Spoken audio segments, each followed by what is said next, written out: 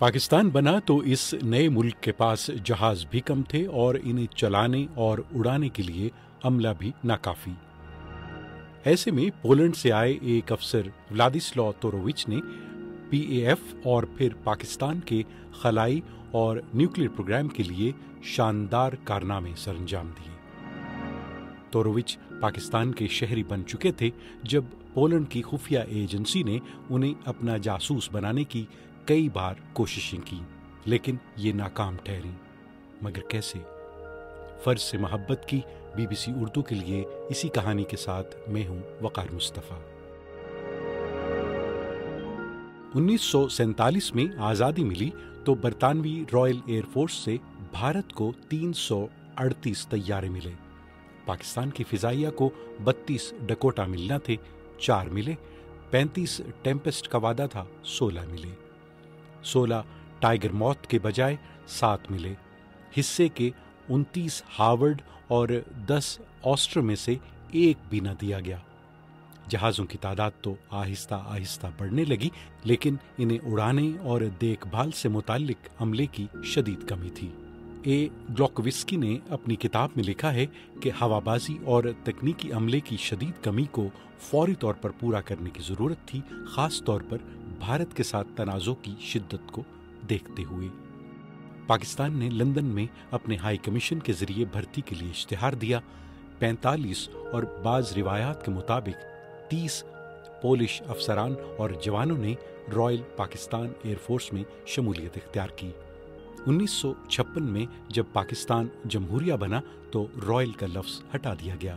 پاکستان نے جن پائلٹوں کا انتخاب کیا وہ جہاز کے ذریعے کراچی آئے۔ وزیر اعظم لیاقت علی خان نے استقبال کیا۔ ایس ایم حالی نے لکھا ہے کہ پاکستان نے انہیں زیادہ تنخواہ کے ساتھ 3 سال کے معاہدے کی پیشکش کی۔ گلوکووسکی کے مطابق ان میں سے زیادہ تر افسران نے اپنے معاہدوں کی میعاد ختم ہونے کے بعد پاکستان چھوڑ دیا، امریکہ، آسٹریلیا اور برطانیہ چلے گئے۔ کچھ اورینٹ ایئر ویز میں شامل ہوئے جو بعد میں پی آئی اے بن گئی۔ پولش اہلکاروں میں سے کچھ نے رائل پاکستان ایئر فورس میں بہت ذمہ دار عہدے حاصل کیے۔ پاکستان میں سب سے مشہور پولش افسر ولادیسلاو تورووچ تھے۔ وہ 23 اپریل 1908 کو روس میں پیدا ہوئے، 9 عمر تھے جب ان کا خاندان سوویت روس سے پولینڈ چلا گیا۔ وہ پرواز کے بارے میں پرجوش تھے۔ انہوں نے وارسا پولی ٹیکنک میں ایروناٹیکل انجینئرنگ کی تعلیم حاصل کی۔ فلائنگ کلب میں تھے کہ ان کی ملاقات گلائیڈنگ کی شوقین زوفیا سے ہوئی۔ ان دونوں کی شادی 11 نومبر 1939 کو ہوئی۔ ایس ایم حالی کے مطابق 1948 میں پاکستان آنے کے بعد تورووچ نے کراچی میں ٹیکنیکل انسٹیٹیوٹ قائم کیا۔ پاکستان ایئر فورس اکیڈمی میں بھی انہوں نے پڑھایا۔ 1952 میں انہیں ونگ کمانڈر کے عہدے پر ترقی دی گئی۔ 1959 میں گروپ کیپٹن کے عہدے پر فائز ہوئے۔ 1960 میں پی اے ایف کی مینٹیننس برانچ کے انچارج ایئر کوموڈور اور assistant chief of air staff بنے۔ بھارت کے ساتھ جنگ کے دوران امریکہ سے اسپیئر پارٹس کی سپلائی بند کر دی گئی۔ تورووچ نے اس بات کو یقینی بنایا کہ طیاروں کی تیاری جاری رہے اور مقامی اشیاء کو استعمال کیا جائے۔ وہ پی اے ایف میں کالج آف ایروناٹکس کے سرخیل ہیں۔ ان کی خدمات کی یاد میں ایروناٹیکل انجینئرنگ میں ایک ٹرافی ان کے نام پر رکھی گئی۔ تورووچ نے 1961 میں پاکستانی شہریت حاصل کی۔ ان کے 4 بچوں نے ملک کے مختلف اسکولوں میں تعلیم حاصل کی۔ ریٹائرمنٹ پر حکومت پاکستان نے انہیں پاکستان کی قومی خلائی تحقیق کے ادارے سپارکو میں ایگزیکٹو ڈائریکٹر بنا دیا۔ انہوں نے اور نوبیل انعام یافتہ ڈاکٹر عبدالسلام نے صدر ایوب خان کو پاکستان کے لیے خلائی پروگرام کے بارے میں قائل کیا۔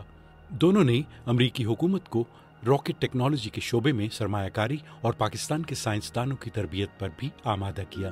تورووچ نے سونمیانی سیٹلائٹ لانچ سینٹر کو اپ گریڈ کیا، flight test control, command, launch pad control system اور سسٹم انجینئرنگ ڈویژن نصب کیا۔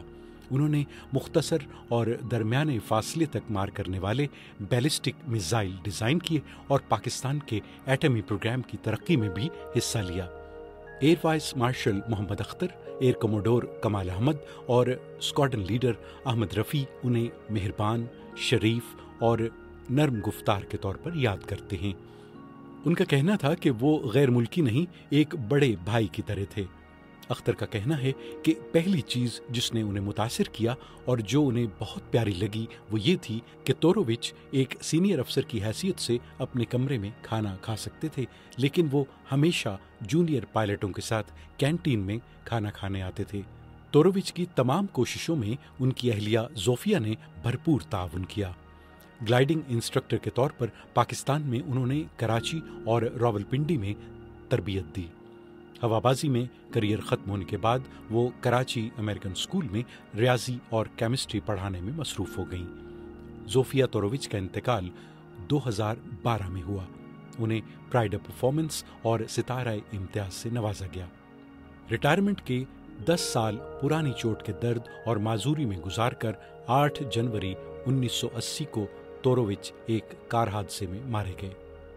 انہیں فوجی اعزاز کے ساتھ کراچی میں سپرد خاک کیا گیا۔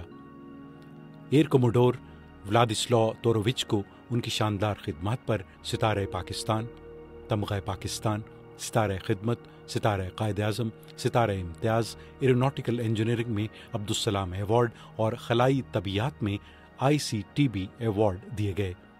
پاکستان فضائیہ نے PAF میوزیم میں ایئر کوموڈور تورووچ کے اعزاز میں یادگاری تختی رکھی، جبکہ سپارکو نے لاہور میں ولادسلاو تورووچ اسپیس کمپلیکس تعمیر کیا۔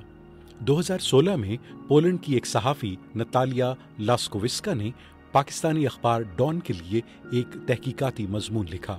ڈی کلاسیفائی یا افشا کی گئی خفیہ دستاویزات پر مبنی اپنے مضمون میں انہوں نے بتایا کہ کیسے پولینڈ کی خفیہ ایجنسی، جسے مختصر طور پر SB کہا جاتا تھا، نے کئی بار تورووچ کو اپنا جاسوس بنانے کی کوششیں کی، خاص طور پر تب جب وہ پاکستان کے خلائی اور جوہری پروگرام سے منسلک ہوئے۔ لیکن نتالیہ کے مطابق 1956 سے 1989 میں عوامی جمہوریہ کے خاتمے تک کمیونسٹ پولینڈ کی اس اہم انٹیلیجنس تنظیم کی دستاویزات سے پتہ چلا کہ یہ تمام کوششیں بری طرح ناکام ہوئیں۔ نتالیہ کا کہنا ہے کہ تورووچ کی فائل کا اختتام سینئر افسروں کے دستخطوں، ڈاک ٹکٹوں اور ایک نوٹ کے ساتھ ہوتا ہے کہ آپریشن روک دیا گیا تھا کیونکہ تورووچ کو بھرتی کرنے کی تمام کوششیں بے سود ثابت ہوں گی۔ کراچی میں ایئر کوموڈور تورووچ کی قبر کی تختی پر ایڈم میکیوز کی نظم کا ایک ٹکڑا کندہ ہے۔ اس کا مفہوم ہے: روشنی کی کرن سورج سے نکلتی، سمندر کی گہرائیوں کے شور و غل پر کھیلتی، ڈوبے گی نہیں بلکہ قوس قزح میں بکھر کر اپنے اصل آسمان کی جانب چلی جائے گی۔